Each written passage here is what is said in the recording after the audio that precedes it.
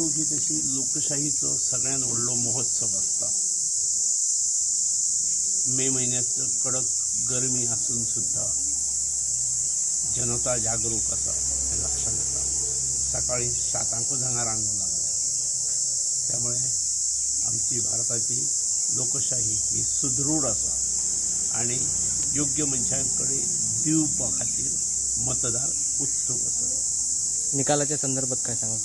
निकाल 4 जूनाक मतमोजणी जातली, त्यामुळे 4 जूनाक कळटलो।